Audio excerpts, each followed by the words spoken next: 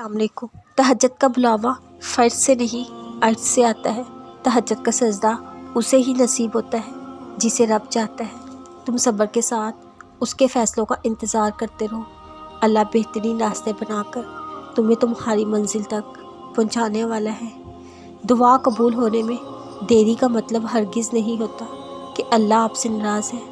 دعائیں قبول ہونے کا ایک وقت مقرر ہوتا ہے۔ کبھی کبھار ہم کچھ سوچتے ہیں کہ کاش ایسا ہو جائے اور تھوڑی دیر بعد وہی ہو جاتا ہے جیسا ہم نے سوچا ہوتا ہے۔ اور کبھی کبھار دعا کے قبول ہونے میں سال لگ جاتے ہیں کیونکہ ہر دعا اپنے وقت پہ قبول ہوتی ہے۔ اس لیے تم دیری کو اللہ کی ناراضگی سمجھ کر دعا مانگنا نہیں چھوڑنا، مانگتے رہو، کیا پتہ قبولیت کا وقت قریب ہی ہو۔ دعا کی طرف ہم خود نہیں جاتے، اللہ ہی ہم سے دعا کرواتا ہے۔ اگر اللہ نے دل میں کسی چیز کی خواہش ڈالی ہے اور لب پر اس چیز کے لیے دعائیں لائی ہیں تو سمجھ جائیں وہ چیز آپ کے لیے ہی بنی ہے۔ بس آپ کو صبر، یقین، انتظار، آزمائش سے گزر کر وہاں پہنچنا ہے۔ بہت جلد تمہاری زندگی کی ادھوری کہانی پوری ہونے والی ہے، تمہاری چاہت پوری ہونے والی ہے، تمہیں وہ ملنے والا ہے جس کی بدولت تم رب سے جڑ کے۔ اے اللہ پاک، جو آپ کے کن فیکون کے منتظر ہیں ان سب پر اپنا خاص فضل کرم کر دیں، ان کی خوشی میں اپنی رضا شامل کر کے ان کے ایمان اور زیادہ مضبوط کر دیں۔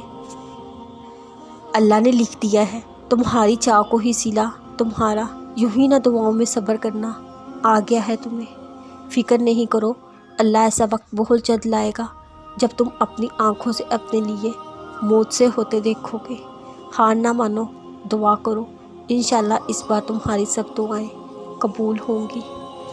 تم جو خواب دیکھتے ہو ان کی تعبیر تمہاری دعائیں لکھتی ہیں۔ تمہارے ہاتھوں کا اللہ کے روبرو اٹھنا تمہارا نصیب بدل دیتا ہے۔ بے شک اللہ دلوں کی اداسی کو راحت دینے والا ہے۔ کیوں ہو پریشان اپنے نصیب سے جب ساتھ ہے اللہ ہر چیز میں۔ ٹوٹے دل جب اللہ کے سامنے رو پڑتے ہیں تو یقین جانو اس وقت سے ہی مکافات عمل شروع ہو جاتا ہے۔ دعائیں نصیب سے نہیں بلکہ نصیب دعاؤں سے بدلتا ہے۔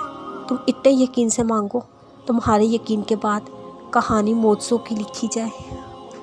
اللہ سے اچھا گمان کرو، اللہ تمہارے لیے سب اچھا کرے گا۔ اللہ تو تمہارے دل میں رہتا ہے، پھر وہ تمہارے دل کی آواز کو کیسے نہ سمجھے گا۔ اس سے مانگو، وہ دینے والا ہے، ضرور دے گا انشاءاللہ۔